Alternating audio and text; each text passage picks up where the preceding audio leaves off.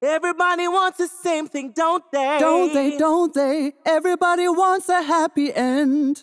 They wanna see the game on Saturday. They wanna be somebody's friend. Everybody wants their families protected. Oh, yeah. We want shelter from the storm. We don't need to fight each other. What we need,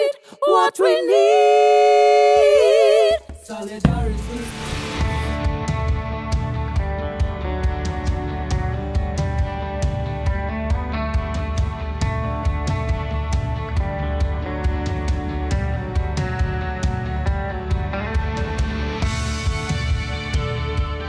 Welcome to Human Rights Day 2021 under the theme Equality, Reducing Inequalities, Advancing Human Rights. This year's Human Rights Day theme centers on equality as the solution to provide opportunities within and access to a fairer and more inclusive society. Under our generic call to action, Stand Up for Human Rights, it emphasizes the importance of equality, keeping the COVID-19 pandemic context as a backdrop. The United Nations is pleased to partner with the European Union delegation and the EU-UN Spotlight Initiative to host this year's annual Human Rights Day lecture and Youth Speakers Bureau today, December 10, 2021. I am your host, Empress Golding, and today it is my honor to guide these proceedings. Young people have been disproportionately affected by the COVID-19 pandemic. This includes their access to education, as data indicates that hundreds of thousands of young people's rights to an education has been compromised. Further, the EU-funded Spotlight Initiative indicates increased reports of family violence and violence against women and girls, signaling that young people remain at increased risk of human rights violations. Once again, we are pleased to partner with the Spotlight Initiative, the world's largest targeted effort to end violence against women and girls, another infringement on human rights that is plaguing the world today. Please remember to share today's Human Rights Day event with a friend or two and invite them to join the conversation using the hashtag #UNJamaica and #EUinJamaica. Dr. Gary Conneal has over 20 years of experience in the United Nations and international development community. Prior to the appointment as resident coordinator in Jamaica, Dr. Conneal served as resident coordinator in Burundi, and before that as Undersecretary General for Programs and Operations with the International Federation of the Red Cross and Red Crescent Society. We now welcome Dr. Gary Conneal, United Nations resident coordinator in Jamaica and the Bahamas. Distinguished guests, colleagues, and friends, today we mark the 73rd anniversary of the adoption of the Universal Declaration of Human Rights, a document that played a crucial role in a changing world. It established that wherever we live, whatever our circumstances or our place in society, our gender or sexual orientation, our race or religion or belief, we are all equal in human rights and in dignity. When the world's nation adopted the Universal Declaration in 1948, they also acknowledged the diversity of the cultures and political systems. In the 73 years since the Declaration was adopted, many nations have made great progress in making human rights a human reality. Step by step, barriers that once prevented people from enjoying the full measure of liberty, the full experience of dignity, and the full benefits of humanity have disappeared. In many places, racist laws have been repealed. Legal and social practices that relegated women to second-class status have been abolished. The ability of religious minorities to practice their faith freely have been secured. In most cases, this progress was not easily won. People fought and organized and campaigned in public squares and public spaces to change not only laws, but hearts and minds.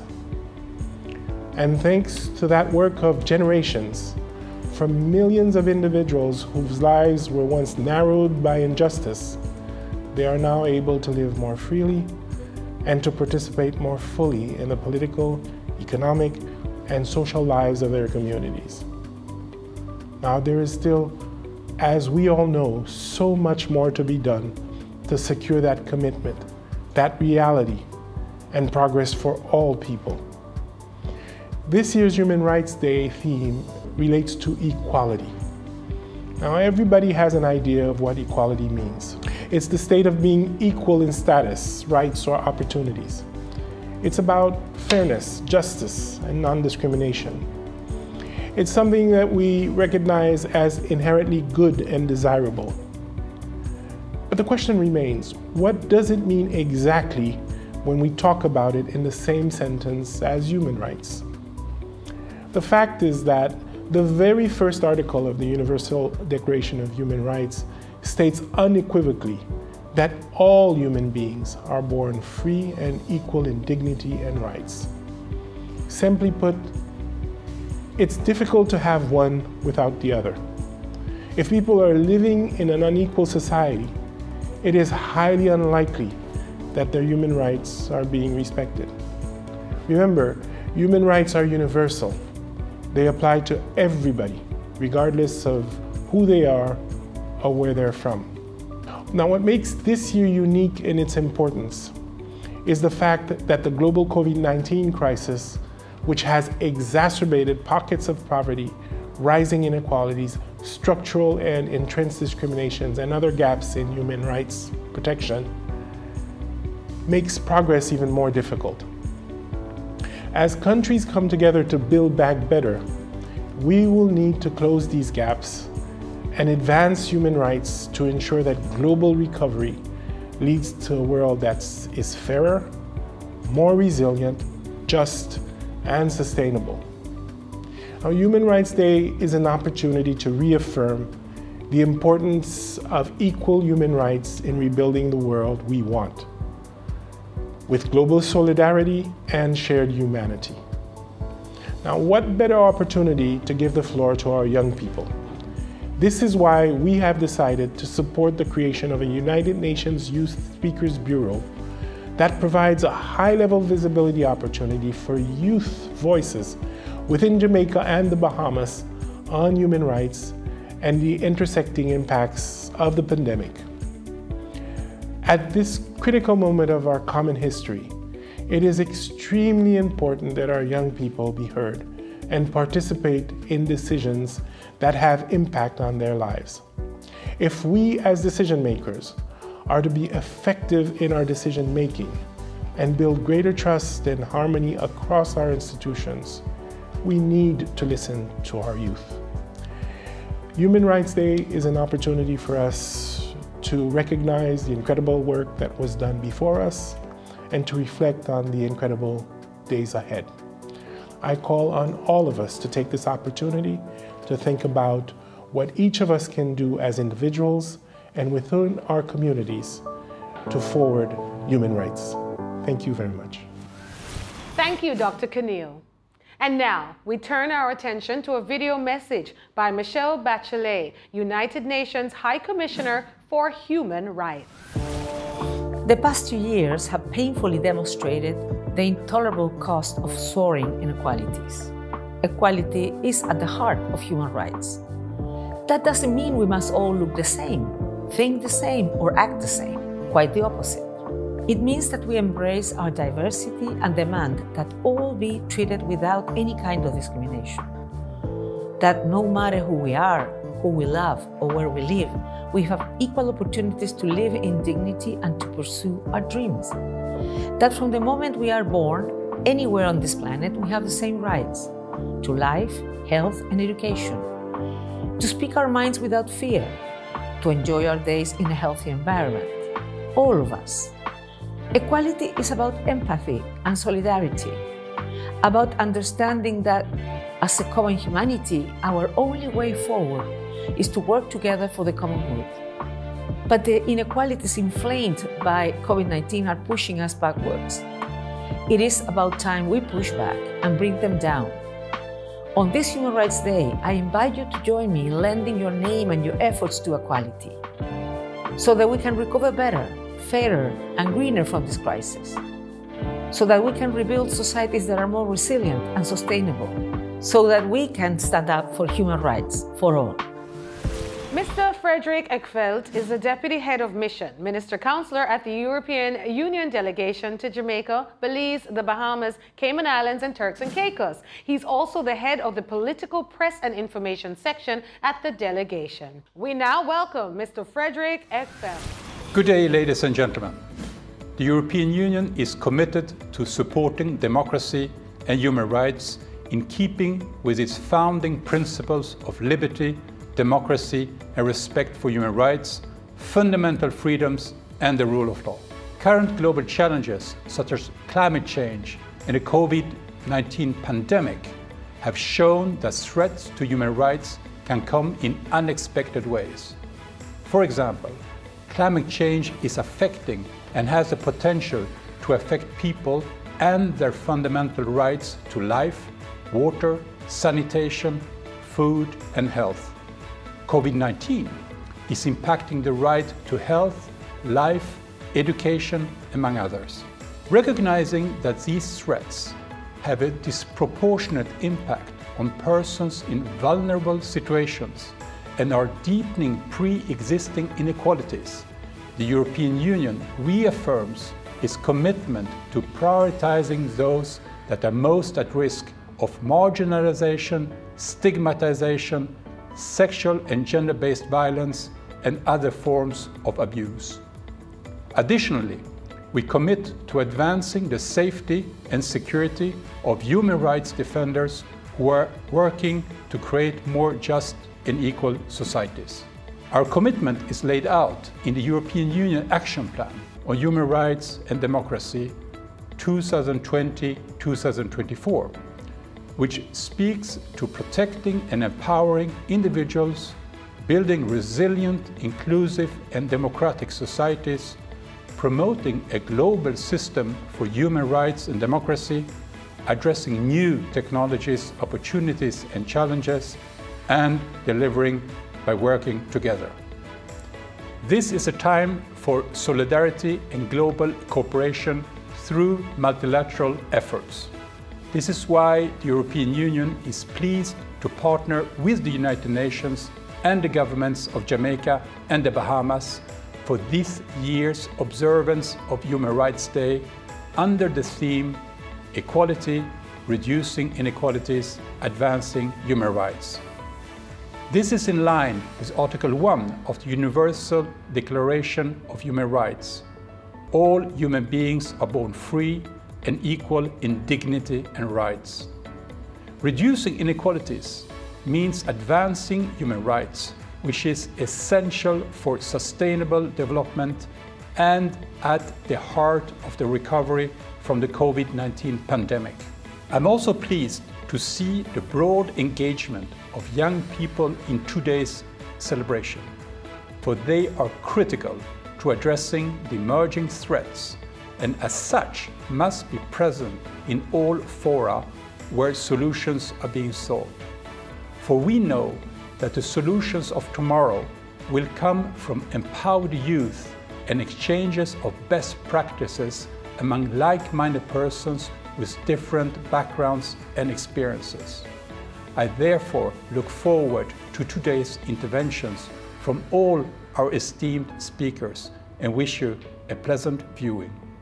Let's now welcome the Honorable Leslie Campbell, State Minister in the Ministry of Foreign Affairs and Foreign Trade. Jamaica is pleased to join the international community in commemorating Human Rights Day 2021 under the theme Equality, Reducing Inequalities, Advancing Human Rights. The observance of this day each year, coming as it does at the end of the 16 days of activism against violence against women, is a potent reminder of the imperative of keeping human rights at the forefront of our agenda for the benefit of all in society. The pursuit of equality, as one of the foundations of human rights, impels us to ensure equal treatment and respect for all human beings and creates an obligation on all countries to advance human rights in the interest of their citizens. It is understood that adherence to the principles of human rights, once promoted and respected, will result in more peaceful, just, and equal societies. Jamaica's historical journey has led us on a path of global advocacy in defense of human rights. From its promotion of the concept of an International Year for Human Rights, which was observed in 1968, to the pivotal role it played in bringing an end to the apartheid regime in South Africa in the early years of our nationhood, Jamaica has given expression to its commitment to advance the principle of equality in human rights. Through the good offices of the various agencies of the multilateral system, such as the United Nations, Jamaica continues today to demonstrate strong support for efforts geared towards the equal application of rights and justice for the oppressed, particularly people of African descent. Most recently, during the 76th session of the United Nations General Assembly, Jamaica reiterated a call for reparatory justice for the defendants of the victims of the transatlantic slave trade. We will continue to advocate for this outcome as another means of reducing inequalities which have resulted from a history of slavery, a colonial past, indebtedness, and economic weaknesses. Jamaica's ratification of 7 of the 9 core international human rights and its acceptance of 120 of 170 recommendations emanating from its 2020 Universal Periodic Review serve as demonstrable evidence of its commitment to advancing the rights and dignity of all Jamaicans. Here at home, equality of rights is guaranteed to all citizens. The Charter of Fundamental Rights and Freedoms guarantees the right to equality before the law, the right to equitable and humane treatment by any public authority, and the right to freedom from discrimination. We all have a role to play in the promotion of equality and justice for all. As we commemorate Human Rights Day 2021, we call on all Jamaicans to defend, promote, and protect the rights of all persons, no matter their station in life, as the rights of every man are diminished when the rights of one man are threatened. Let our differences serve not as the basis for inequality, but rather as the means by which we promote diversity and uphold the ideals of the Universal Declaration of Human Rights, which declares that human rights are universal and are to be enjoyed by all people, no matter who they are or where they live. Jamaica is committed to this realization. Thank you, Minister. And now the Ashe Company was founded in 1993, and it is a non-governmental, internationally acclaimed edutainment and theater arts company in the English-speaking Caribbean. The entity is committed to the preservation and renewal of the Jamaican Afro-Caribbean culture using edutainment. You know what that is, right? Educating while entertaining. The company has received over 25 local and international awards, accolades, keys to world cities, and mayor proclamations in celebration and honor of their work. Viewers, brace yourself for a captivating presentation by the Ashe Company. From the beginning of time, the cry of justice has always been, am I not a friend or a brother? Am I not a sister or a mother? What's good for the goose Is good for the gander. One thing I know for sure, you can't just sit in your ivory tower and decide who has rights and who does not. Unless everybody has rights. Unless everybody has rights, Everybody is wrong.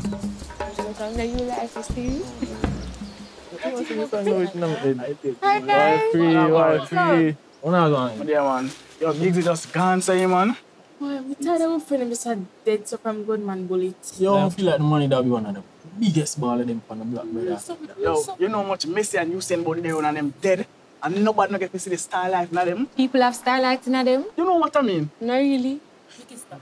Stop what? Vicky, stop. You have starlight in you? Vicky, you know, say another day though. Alright, but I understand what I'm saying. It's like we can only see the dream, but something might keep it from reaching. Stop. It's like we can only see the star, but enough things that keep it far from the star. Like us and Buggy when we are drive car. Jano star and seeing her. You know say a joker? I'm done. She not take nothing serious. I know that's the worst part, you know. I went and the police them scraped me off of the road, you know, and I question me. Like say me do something wrong. Like we're not on the right side, no. Like them just feel like them can fling you anyway. Like garbage. You think that's funny? You really think that's funny? Go easy for her, brother. She don't mean anything by it. Vicky, behave yourself now. Sorry, but that's how I deal with things when it get too serious. Can't manage all of that. So you know, I try lighten it up and say stupid things. That's not what I was going to say. Yes, a fufu thing sometimes. Sometimes, but that's just my coping mechanism. That's what my counselor said at least. Well, clearly, you need more counseling. Yo. My youth, me have friends who get gunned down by a gunman on the street, you know.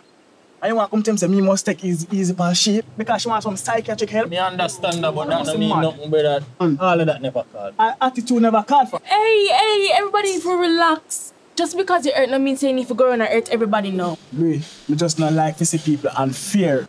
I understand that. But who unfair? You! And you! You are the unfair. Oh, so everybody unfair except you? And just to make you know, not because she get psychiatric help or counseling means there's something wrong with her. Exactly, especially in the pandemic too. A lot more people need support and counseling than you think. Look, I never mean it that way. I just say that same. I never mean it like that. Alright, so you see how easy it is to disrespect and disempower people with what you say? Granny always say, Jacka said the world on level. What that mean? It means I know everybody have the same looks. But that not right. It's the injustice for me. Listen, uptown, downtown, black, they could have even white, everybody get treated differently. It come like a we alone not have no rights. No, I can never understand it, the way the system planned. There's no hope, no chance, no loophole, no escape for the suffering man. 'Cause every time I lift my head above water, try to save myself from drown, there's an overnight scheme all worked out, designed to keep me down. Putting up resistance, I'm gonna work it out. You know I'm putting up resistance, I'm gonna work it out. Yes, you know I'm putting up resistance, I've got to work it out. Ooh, putting up resistance, I've got to work it out. You know I'm putting up resistance, I'm gonna work it out. You know I'm putting up resistance. Marian Bethel is an international human rights expert from the Bahamas. In July 2014, Ms. Bethel was awarded the 11th CARICOM Triennial Award for Women for her noted contribution to the field of gender and development in the Caribbean. She was elected to the committee of the UN Convention on the Elimination on All Forms of Discrimination Against Women in June 2016 and currently serves on the committee. Help me welcome Ms. Marian Bethel.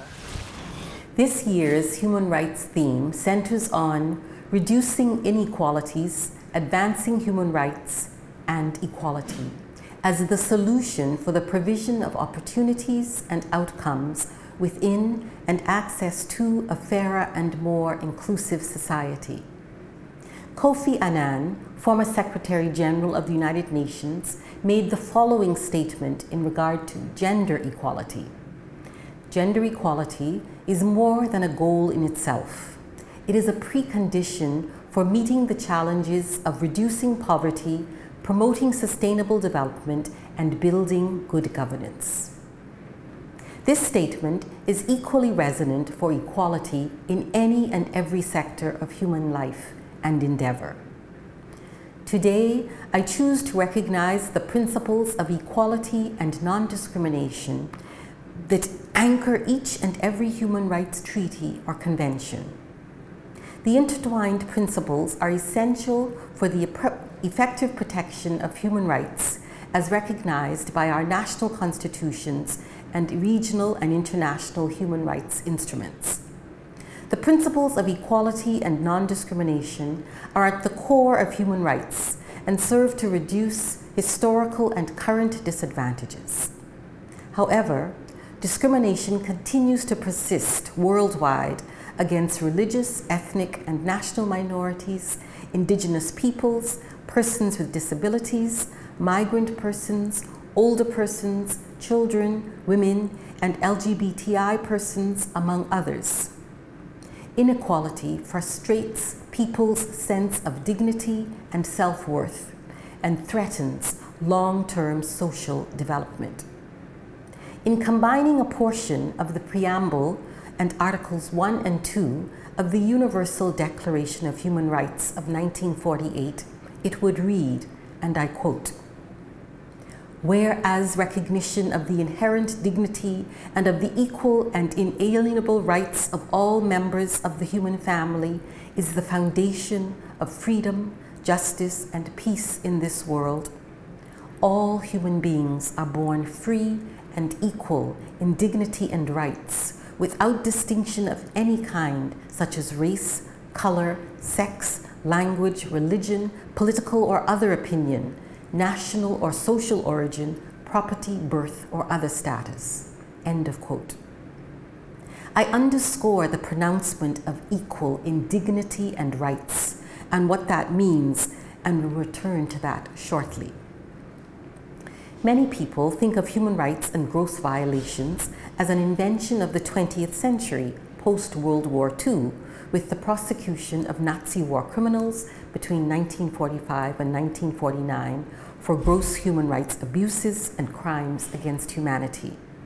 However, prior to World War II, the issues of human rights, the impact of colonization, racial discrimination, and equality of economic opportunity were ably promulgated by the Pan-African Congress as early as 1900 in London by persons such as W.E.B. Du Bois, Ida Gibbs Hunt, George Padmore, Nkrumah, and Kenyatta. In 1949, Marcus Garvey, through the establishment of the Universal Negro Improvement Association, became a global proponent of civil and political rights and economic opportunity for Black people in the Caribbean and the Americas.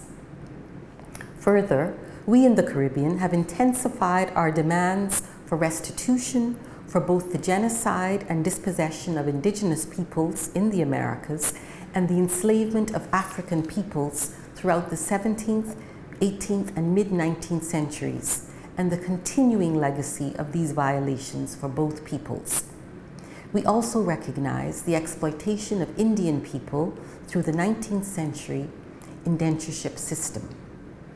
And so, on this Human Rights Day, I want to pause and acknowledge the continuing struggle of Indigenous and African peoples in the Americas for reparations in recognition of crimes against humanity and the continuing violations of our human rights. I will now resume the thread of equal in dignity and rights as set forth in the Universal Declaration of Human Rights. The Universal Declaration, a global agreement accepted by all states, placed human beings and our human rights at the heart of its agenda. Not the economy, trade, commerce, and geopolitics, but human beings and human rights. The Universal Declaration has since served as the foundation for an evolving system of human rights protections that today focus on vulnerable groups such as persons with disabilities, Indigenous peoples, African descendant peoples, migrant persons, LGBTQI persons, persons living in poverty, the elderly, climate and disaster-related refugees, amongst others.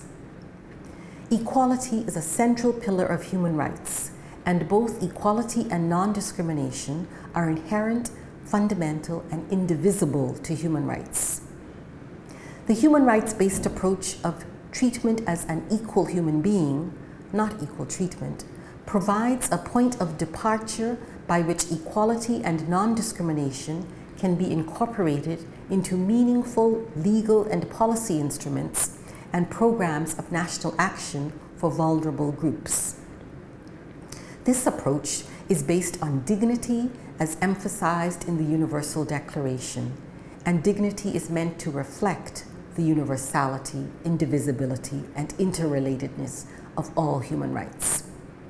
Equal in dignity and rights is, in my view, the moral imperative or basis for all states to uphold, and by which to measure their laws, policies, and social protections. This human rights-based approach to equality seeks to adopt a specific moral principle into the application of equality through the social redistribution and access to public services, goods, resources, and land. All laws, policies, and programs must work towards substantive equality, which is a key concept in human rights treaties. Substantive equality recognizes the fact that inequality is structural and systemic, and that discrimination can be indirect, and that equality has to be understood in relation to outcomes as well as opportunities for disadvantaged persons, and that equality does not necessarily mean uniform or equal treatment. Thus, substantive equality ensures that the results and outcomes of these laws, policies, and practices do not maintain, but rather alleviate the inherent disadvantage that particular groups experience. Policymakers must take account of the needs of different groups and address the effects of past discrimination, social norms, and power relations that contribute to discrimination and inequality. All states' policies and programs must respect, protect, and fulfill the rights of marginalized and disadvantaged groups, ensuring non-discrimination and equality. COVID-19 has deepened in existing inequalities, hitting the poorest and most vulnerable communities the hardest. It has highlighted social and economic inequalities and fragile social safety nets that leave vulnerable communities and persons to bear the brunt of the crisis. At the same time, social, political, and economic inequalities have heightened the impacts of the pandemic. Economically, COVID-19 has significantly increased global and regional unemployment and substantially decreased incomes. COVID-19 also puts at risk the limited progress that has been made on gender equality and women's rights over the past decades. Across every sphere, from gender-based violence against women and girls to sexual and reproductive health services, housing, food security, to social protection, the impacts of COVID-19 are exacerbated for women and girls. Inequalities are also deepening for vulnerable populations in countries with compromised and weaker health systems, and those facing existing humanitarian crises and conflict situations.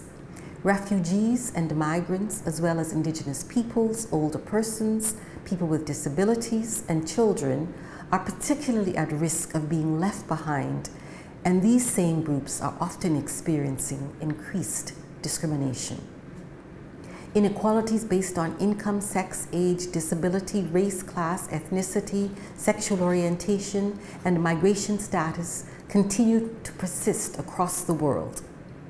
For example, in regard to migrant persons, governments can promote safe, regular, and responsible migration, including through planned and well-managed policies for people who have left their homes seeking better lives due to climate crisis, earthquakes, war, poverty, and other triggers of migration.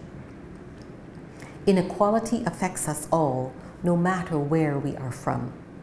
We simply have to look at the issue of vaccine inequality to realize that until all of us have access to the COVID vaccine, none of us is ultimately safe wherever we are. Economic and social policies need to be universal and pay particular attention to the needs of disadvantaged and marginalized communities.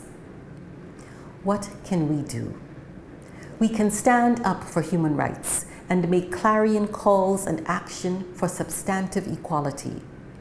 Reducing inequality requires structural and transformative change. Governments must invest more in health, education, social protection, and decent jobs, especially for young people, migrant persons, and other vulnerable communities. We need to promote inclusive and social economic growth. We can ensure substantive equality and reduce inequalities of income if we eliminate discriminatory laws, policies, and practices especially in regard to women and girls. We need to ensure that developing countries are better represented in decision-making institutions on global issues such as foreign debt, trade, taxation, so that solutions can be more effective, creditable, and accountable. All around the world, in every region, young people are at the forefront in standing up for human rights. At the recent summit on climate crisis in Glasgow, Caribbean youth were present and accounted for in making representations on behalf of Caribbean countries and the world. It is now beyond dispute that climate crisis and injustice caused by human activity has negative impacts on the full enjoyment of human rights.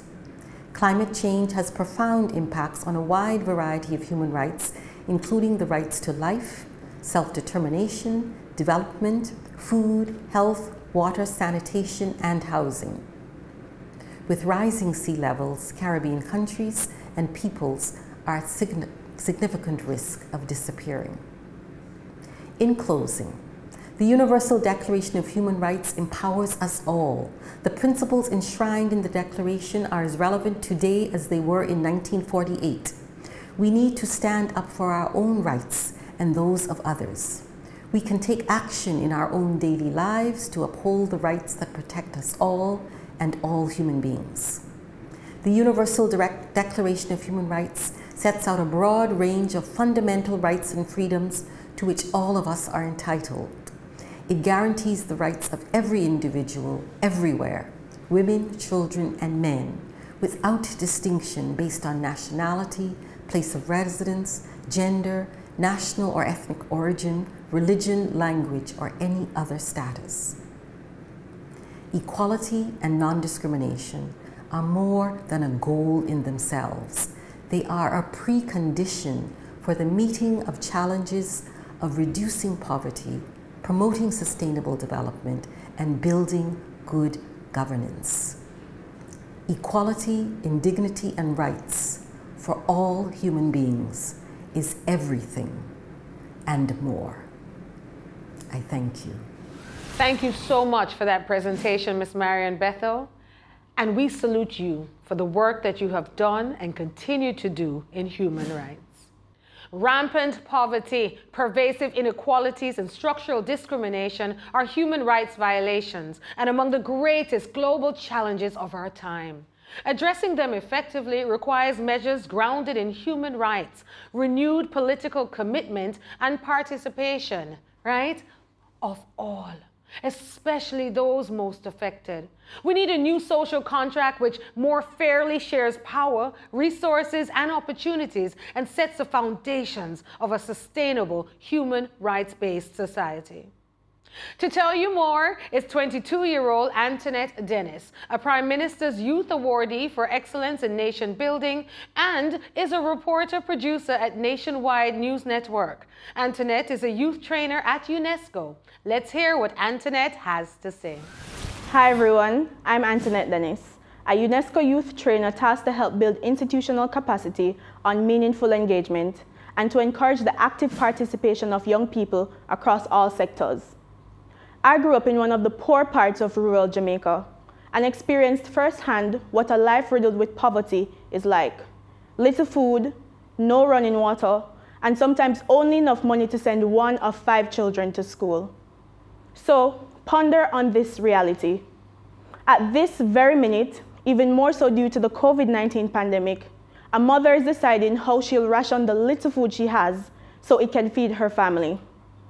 Thousands of children are not in school, and vulnerable groups, which include children and youth, women and girls, the LGBTQ community, persons with disabilities, and the list goes on, are constantly hoping to get the relief they need to live. Why? Because rampant poverty is among the biggest challenges faced by people and governments globally. It continues to reproduce itself in vicious cycles, driven by unacceptable levels of inequality.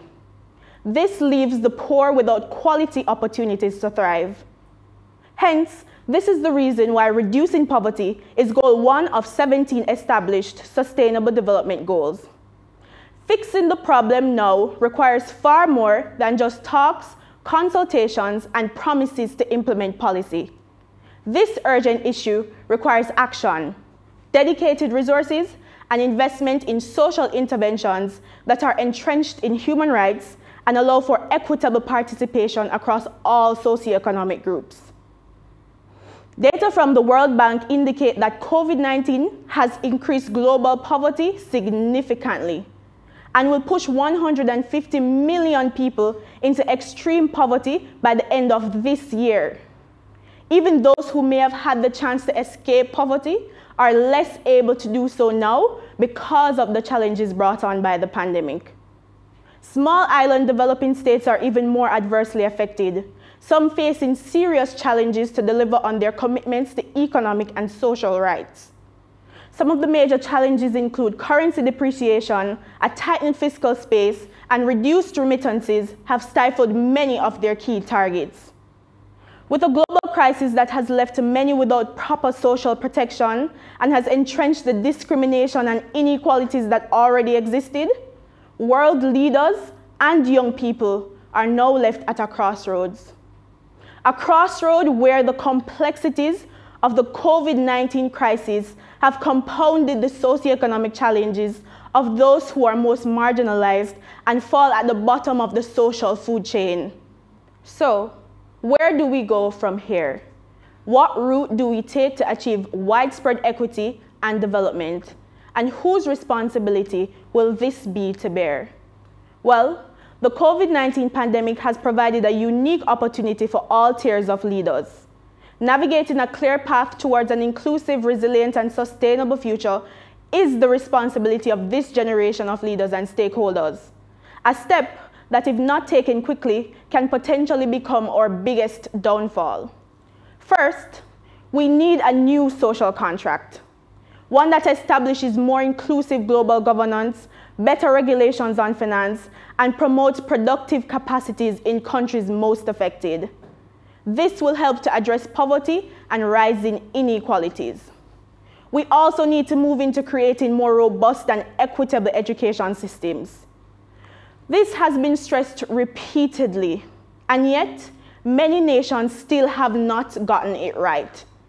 UNESCO tells us that learning loss due to COVID-19 has affected 1.3 million learners.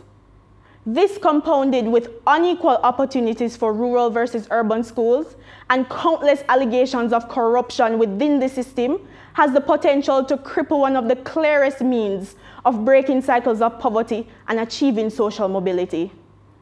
I've always been a believer that if we fix the issues stifling proper education, then that will create a domino effect. The creation of a more equipped labor force to strengthen the various sectors and bridge the gaps that we're now seeing. Second, states must adopt a human rights-based approach to taxation. This will raise the necessary resources for public investments in basic social services. Measures could include a special services tax and concrete steps to curb illegal financial flows and tax abuse. Third, international financial institutions, multilateral development banks, and transnational corporations have an important role to play in securing and enabling an international environment by stepping up development cooperation. They have an obligation to uphold human rights and contribute to reducing poverties and inequalities. Civil society, youth movements, social movements, and youth-led organizations also have a pivotal role to play in reducing inequalities and advocating for human rights. Many are grassroots agencies and organizations with a unique connection to the people and can achieve great results once the mandates are not derailed by self-greed and political motives. Active, free, and meaningful participation of poor and marginalized communities should be prioritized in the formulation, implementation, monitoring, and evaluation of national and international policies aimed at combating poverty. Friends, the 2030 Agenda envisages a world of universal respect for human rights, human dignity, the rule of law, justice, equality, non-discrimination, and respect for race, sex, age, ethnicity, cultural diversity, and of equal opportunities to shared prosperity. With just 9 years to go, there is still so much to do, so many things to change, and importantly, so much that can be achieved. However, such an overhaul cannot be done without our representatives and lawmakers having the political will to create and legislate these types of changes. As young people, we also have a pivotal role to play. We have a duty to offer viable solutions that can usher our countries into the future, to advocate for the causes dearest to us, and doing so with integrity, even in times when we feel helpless. Otherwise, the generations to come will only continue to be shackled by the proverbial poverty and societal blockades, as were their parents and those before them. Now is the time to act. Now is the time to make the bold moves. This is my charge to you for Human Rights Day 2021. Thank you, Antoinette Dennis, and you are right. The time is now to act, right? And we must be bold. The right to development and the right to a safe, clean, healthy, and sustainable environment are central to building a new human rights-based society. And young people must be engaged every step of the way. To tell us more is Akelia Plummer. Akelia is a God-fearing student of Arden High School with a particular interest in international relations, development, and media. With Jeremiah 29:11 echoing in her heart, she strives to be a diligent and worthy ambassador for her family, school, and country. She is the head girl of her institution, the president of the Model United Nations Club, and I'm honored to introduce to you and welcome Akelia Plummer. Hello everyone, I'm Akelia Plummer. There are two things you'll know about me at the end of this presentation. I'm a foodie and I'm a sociology student. So, our theme, rebuilding Pharaoh, a new social contract with meaningful youth engagement. Okay, how will we tackle this heavy topic? Firstly, it's only right that if I'm going to tell you about rebuilding Pharaoh, I need to say why I believe we need to do so. There's a particular theory by George Becker which explains the retention of the plantocracy system. You know, the white plantation owners, the sugar production system, the blacks, the mulattoes.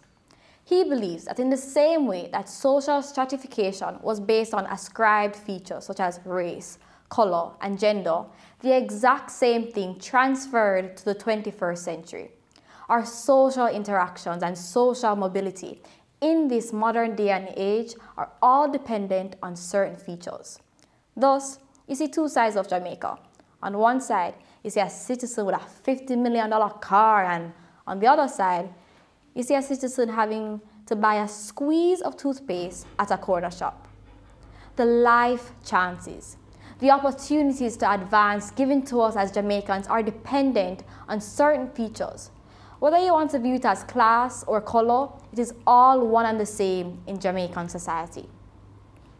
This takes me to the point of actually rebuilding our social contract, which we need to do in order to have meaningful progressions, in order for us to actually prosper as a nation. We need to examine the fine print on our social contract.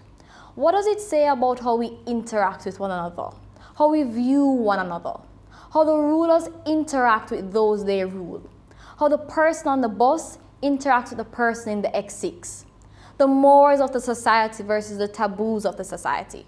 What do we have in our social contract that is hindering us from experiencing long-term progression?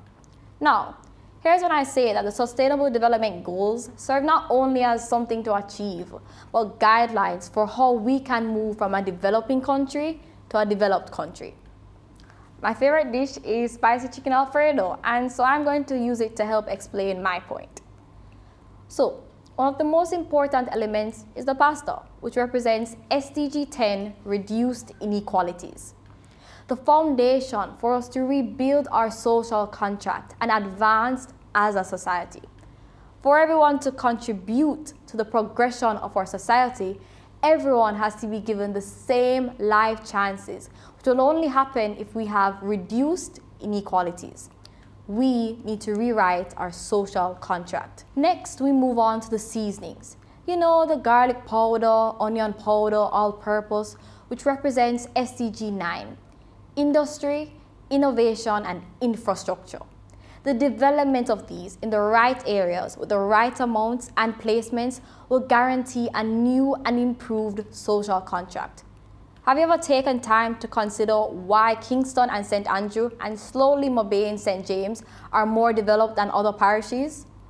As much as we need financial help and resources, we need intentional development and spending on these three institutions by developing our most important resources. Human. Building on the social skills of our citizens. The best way to do this is by meaningful youth engagement, not only in the manifestos, but in real life, for all decisions and sectors. We are the ones engaged in the social media sites. We are the ones who control popular culture. We have our ears to the ground. If you want to change the society, you need to know the society. And we know the society. We need not only be used for our opinions, but for implementation. Again, we need not only be used for our opinions, but for implementation and execution of policies. Our contribution needs to be written within our social contracts. Lastly, our Alfredo sauce. Partnership among all the goals, SDG 17. This is a widespread SDG which binds all the SDGs together, as the Alfredo sauce does. Having partnerships among all sectors of the goals that are including environmental, economic, comfort, justice, human rights, etc., will help place our citizens in better positions to help advance our society. It's all about the domino effect. But the most important fundamental thing to remember is that for this idea to become a successful reality, we must exponentially improve on the trails of each day in order to rebuild our social contract. There is power in the voice and mind of the youth. Thank you so much, Akelia. And you know I'm the one that always says here in Jamaica, talk up youth. Mr. Talk up youth. Give the youth a voice and allow them to participate. Human rights have the power to tackle the root causes of conflict and crisis by addressing grievances, eliminating inequalities and exclusion, and allowing people to participate in decision-making that affect their lives. Societies that protect and promote human rights for everyone are more resilient societies, better equipped through human rights to weather unexpected crises. In this regard, education is the key. Can you all say it with me? Education is the key. That's right. And with that said, help me welcome Christina Williams. She is the president of the Jamaica Union of Tertiary Students. Education is the key to success. From Miadi, I have been told that particular saying, which is the local vernacular from since I was a child. But today, I am here to challenge that notion on the simple basis that education, if not done right and done right for all, will actually be the barrier between the youth of Jamaica and the world and their ability to fulfill their fullest potential. Come with me, let's have a conversation. We start off with the thrust back to face-to-face learning.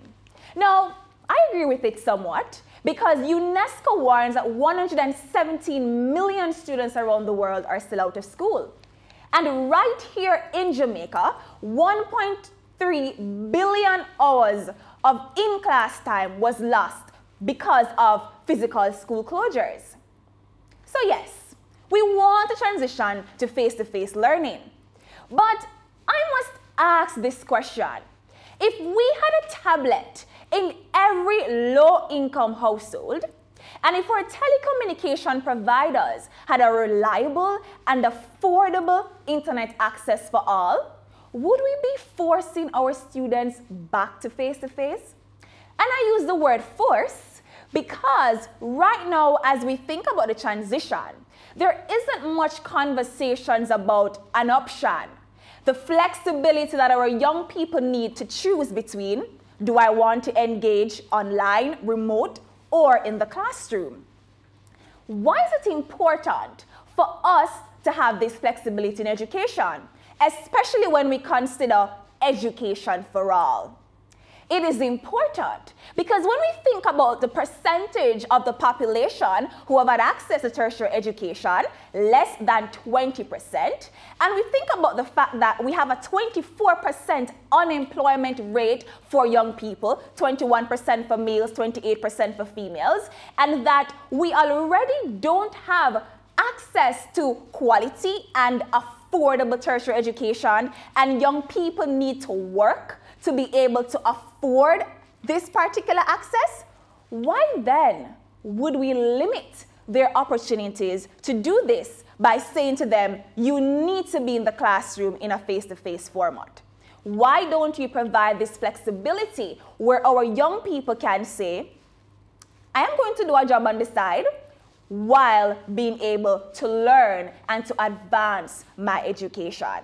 Then we think about our differently abled students. While we were online, were we able to engage our differently abled students? And as we transition back to face-to-face learning, are there modalities and methodologies being employed to ensure that they're also accessing quality education? Our differently abled students must be enabled. Now, let us consider the different abilities of our young people. We have entrepreneurs, we have innovators, go-getters, creators. Does our education system adequately provide a space for all of those talents and abilities? Or are we creating clogs in a machine that we must leave school, graduate, try, most times unsuccessfully, to get a job? Or is our education challenging status quos, inspiring us to become innovators, creators, becoming socially aware and socially responsible? I urge government, administrators of our different institutions, even private sector, to work with the students of Jamaica and of the world to decide what type of education system do we need to achieve Vision 2030 as well as the SDGs of the United Nations. We need new funding models where education can be more affordable for young people from low-income households. We need education that reflects the realities that we need more technology in schools, we need more civic engagement and critical thinking in our schools, and we need to also ensure that education prepares us adequately to transition into the labor force. As a student, as a leader of students, I am calling on government, administrators of our different institutions, private sector, and even students to work together to ensure that our education system is more inclusive, that our education system actually caters to the realities of our people as is right now. That through education, we're able to achieve Vision 2030 and the 17 SDGs. But we need funding, we need support, and most of all, we need government, private sector, and other stakeholders to listen to what our students are calling for.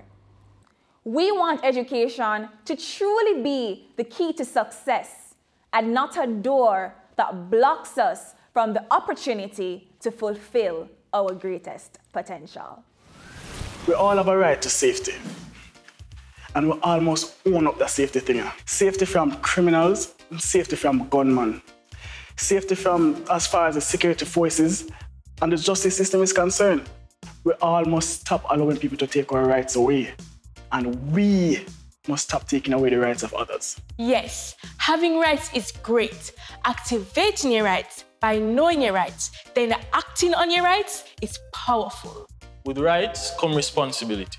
This just relates to how we deal with things for ourselves. We talk to ourselves and we take action. We talk to one another and we get the help we need around these rights. Make we give this thing a mental oversight. Why every human being do operate in the light of human rights and lift each other up in the darkness of the night when we hear each other's plight. Yo, that body not true. Talk truth. Environmental degradation, including climate change, pollution, and nature loss, disproportionately impacts persons, groups, and peoples in vulnerable situations. Janelle Tomlinson is a PhD candidate and a researcher in the Department of Geography and Geology at the University of the West Indies, Mona, in Jamaica, whose research seeks to assess the readiness of agricultural community-based organizations to advance adaptive action at the local level. She is co-founder of Girls Care and Young People for Action on Climate Change Jamaica and has been engaged as part of the multidisciplinary research teams undertaking adaptation work across Jamaica and other Caribbean countries, including St. Lucia, Grenada, Haiti, and Barbuda. Not too long ago, if you were to ask a young person about their future, they would tell you about the car they want to drive, the job they want to have, where they want to live, and the countries they would like to visit. Nowadays, while many of these things are still important, the existential crisis of climate change poses a challenge to achieving many of these things because we live in small island countries that have been and continue to be impacted by this climate catastrophe. Hello. I am Janelle Tomlinson, a scholar activist who has been involved in ongoing work on youth and climate change for the past 6 years. Did you know that young people make up between 45 to 50% of the population of Caribbean countries and are one of the most vulnerable sectors of the population to climate change? Through my engagements with these groups, I have heard, seen, and felt the differential impacts of a changing climate on our young population, including threats to health, education, access to water, and nutritious food. I have seen how the negative impacts of extreme weather events have prevented young people from attending school, affecting their right to an education.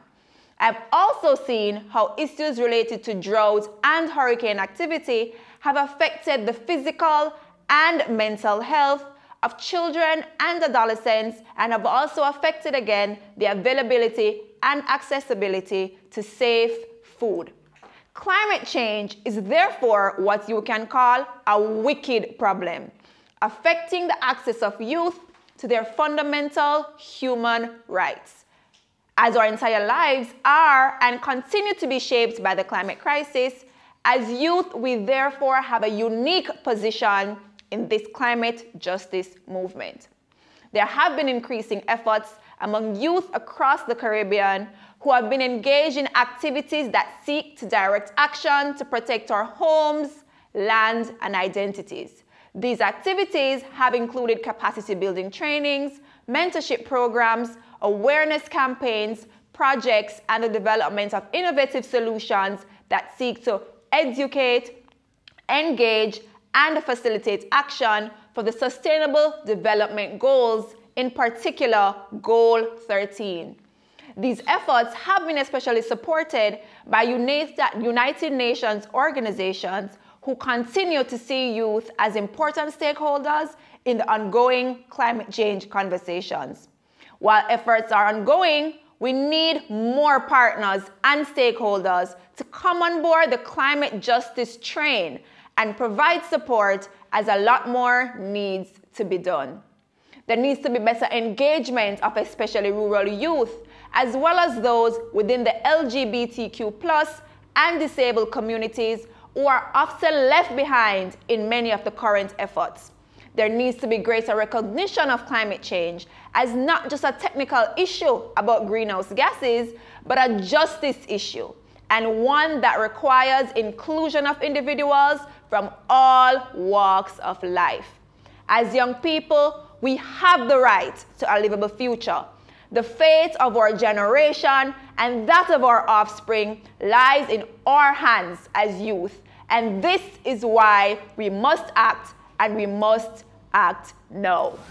Beijing Rogers is from the beautiful island nation of the Bahamas.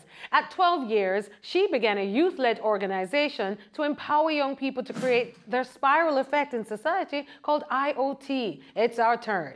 And in 2020, she was a National Youth Development Officer at the Bahamas Red Cross. She created workshops within the affected areas of Hurricane Dorian for young people to express themselves due to the devastation, called Using Art for Mental Healing for Mental Health Awareness Month.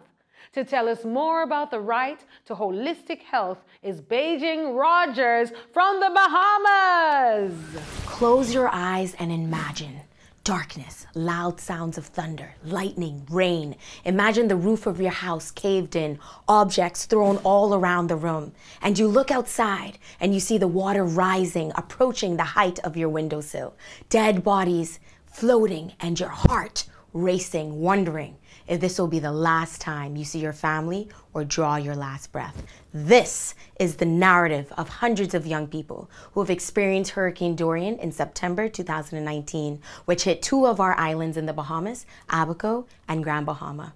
This is one of the strongest, longest lasting hurricanes and considered the most deadliest hurricane of the 21st century.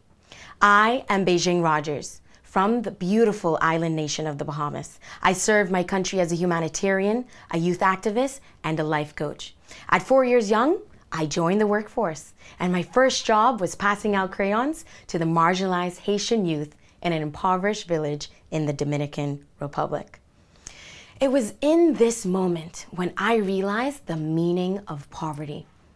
As I got older, I developed a passion for wanting to help the less fortunate youth by starting my nonprofit youth-led organization at 12 years young, where we served and empowered young people to find the solutions we face in society, to take action and execute them. Particularly when Hurricane Dorian hit the Bahamas, I headed the child-friendly space called the Love Tent, in this biggest shelter housing 800 plus survivors.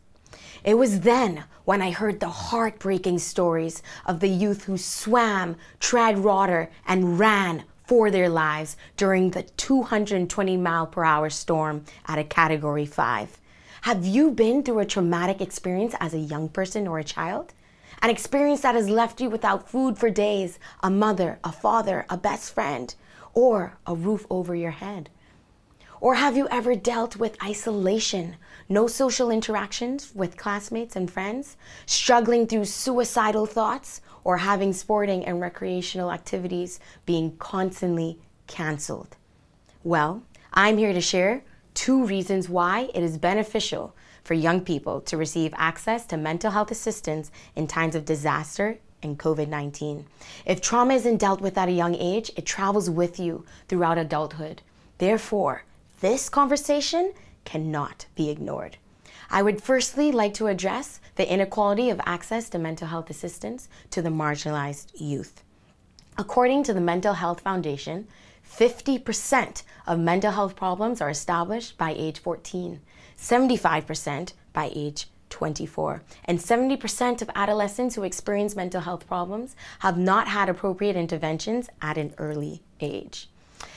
And the consequences, if left alone, create problematic disorders such as anxiety, depression, unresolved anger, and hopelessness. Once this settles without treatment, the majority of these young people's lives become meaningless.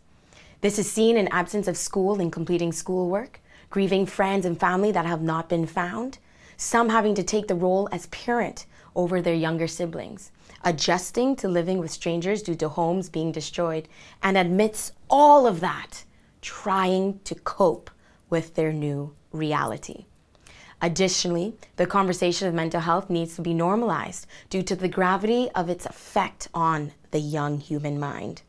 bringing it to my home country, the Bahamas, my team and I from the Youth Department of the Bahamas Red Cross hosted a mental health workshop tour to 3 of our islands, Nassau, Abaco, and Grand Bahama, emphasizing using art for mental healing for the youth struggling with post-hurricane and COVID trauma.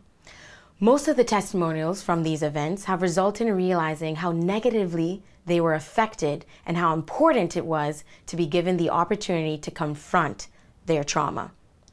And for most of them, it has been the first time where they have received access to a mental health professional. To bring light to the need for mental health assistance for the young people, my team and I partnered with these young workshop attendees to put their art and coffee table books to be sold to the nation. This initiative has 2 purposes. 1, to normalize mental health, and 2, to promote the voices of the youngest in our society. The Bahamas ratified the Convention for the Rights of Children in 1990 and its 2 optional protocols in 2015, and the Convention on Economic, Social, and Cultural Rights in 2008, and the Convention on the Rights to Health in 2008. They all state that health is a fundamental human right, indispensable for the exercise of other human rights. So the Bahamas is obligated to do our best to provide mental health assistance for our youth. Imagine if this was you or your child. We must remember it is young people's human right to receive mental health assistance in times of disaster and COVID-19, no matter their creed, race, age, or gender. So let's normalize the accessibility to mental health assistance, especially for those vulnerable to natural disaster nations and COVID-19. No young person must be left behind in the fight for mental wellness. Sadly, far too many young men and women in Jamaica have and continue to lose their lives to crime and violence. To call us to change on this Human Rights Day is Fabian Morris, an exemplary youth leader, President of the Youth Arm of the United Nations Association of Jamaica, Deputy Vice President of Services and Special Projects at the Huey Mona Guild. Welcome, Fabian Morris. Ladies and gentlemen, boys and girls, lend me your ears. Growing up in a volatile community, I have lost several friends. Many forced to take on the lifestyle of badness due to the lack of opportunities and positive role models in our society. These, including several other factors, have promulgated the high levels of crime and violence in our beloved nation. Ending crime and violence is a key national priority. Now, not just for government only, but for us as the citizens, especially youths, who live in fear that our lives may be cut short simply for being at the wrong place at the wrong time. This is no exaggeration, my friends. Violence is one of the leading causes of death of young Jamaican males. Additionally, 1 in every 4 Jamaican women have experienced sexual violence, and the reports of violence against women and girls have also increased since the pandemic. We know that human rights-based approach has the power to tackle the root causes of conflict and crisis by addressing grievances, eliminating inequalities and exclusion, and allowing people to participate in decision-making that affects their lives. Societies that protect and promote human rights for everyone are more resilient societies, better equipped through human rights to weather unexpected crises such as pandemics and the impacts of the climate crisis. Equality and non-discrimination are key to prevention. So yes, when certain people or groups are excluded or face discrimination, this inequality drives the cycle of conflict and crisis. For us to recover better means strengthening our commitment to human rights and achieving the goals set out in the Sustainable Development Agenda. This must be tackled by highlighting inequalities and working as a country to rid our country of infringements on human rights which adversely affect the progress of our society and exacerbate the inequities that spark violence. Today, I am making a petition to all well-thinking members of our society to end violence and protect those most vulnerable to abuse and mistreatment. Crime and violence is far too prevalent in Jamaica, and it continues to impact the lives and realities of youths, families, and our women and girls in all spaces and from all backgrounds. Since the outbreak of the COVID-19 pandemic, emerging data and reports have shown that there's a sharp increase in all types of violence against our women and girls, particularly domestic violence. Even worse, we know that violence still and too often remains largely unreported due to the impunity, the silence, the stigma, and our damning culture of see and blind, hear and deaf. This mentality is a virus, and we must move swiftly to end it. So as we continue to work to address violence, friends, we must know that violence is not inevitable. There is more evidence now more than ever. We know that works in preventing and reducing it. We need an all-hands-on-deck approach. We no longer have time for tokenism and photo ops. We need to accelerate justice reform and legal frameworks that are accessible and fair to all Jamaicans. This has to include ensuring services are available and accessible to protect survivors and witnesses, and must include cogent and equitable charges for offenders. We must also work to support a high-quality security response rooted in community policing, human rights policies. We have work to do, my fellow Jamaicans. Finally, as a people, we have to address the many institutional and structural barriers, harmful social norms, patriarchal systems, and negative stereotypes, and last but not least, toxic masculinity that continues to contribute and encourage crime and violence. Violence affects all of us, every one of us. It is clearer that now more than ever, we are all in this together. All members of society are affected, and so we can all be a part of the solution.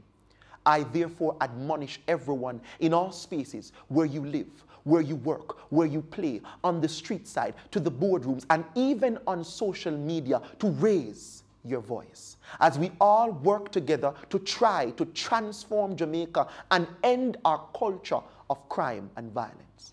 Let's do it so young men like myself can have a Jamaican future that we all can be proud of. I thank you. We're at the end of Human Rights Day 2021. We thank you for joining us in the conversation about the ills of human rights violations. We hope today was an insightful session that will charge our youth and the wider Jamaican, Bahamas, and Caribbean society to stand up. Yes, let us stand up together. Special thanks to the EU delegation, United Nations Jamaica Multi-Country Office, Office of the United Nations High Commissioner for Human Rights, OHCHR, the Spotlight Initiative, the Ministries of Foreign Affairs in Jamaica and the Bahamas, our youth speakers, Marion Bethel, technical teams, and of course you for being here with us to lend your voice in the advancement of humans. I'm Empress Golding. Walk good. Yo, brother. Tell me one good thing you do for your community recently. Yo, the man them need to get up off of the corner and do something. Yeah. Something, do something. If you're right, you better do something. Make a change, do something. If you're youth, you better do something. Do something, do something. If you're right, you better do something. Make a change, do something. If you're youth, you better do something. This is no time for fallen soldiers. This is the time for all to win. So get up and make the decision of how you wanna live. Everybody needs to activate their rights now. You must know the truth. Speak your heart and take the right action. Don't give up your right, it's for you to do something, do something. If you're right, you better do something. Make a change, do something. You say you better do something. Do something, do something. change, do something. It's a youth, you better do something. So you build back, make things get out of hand. Sit down pon the road like you nah no plan. Say you bun Babylon, bun politician, bun this your man. Learn the use of your hand, shuffle the deck like the 3-card man. Cut the bag of chat, yo, use your hand. Win, draw, lose, straight, yo, you decide who got through the gate. Do something, it's alright, you better do something. Make a change, do something, youth and youth, you better do something. Do something, it's alright, you better do something. Make a change, do something, youth and youth, you better do something. Every night and day we are bad about justice. And we same one support the corruptness, make man kill man till it reach your doorway. At them time they are balling. So get up and make a decision of how you want to live.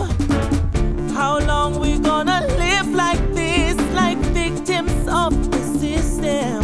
What we gonna do? Stand by the rules and show we know that young have rights too. Justice, peace, and a holy dignity. That is my right. Standing tall on the shoulders of destiny. Stepping in the light.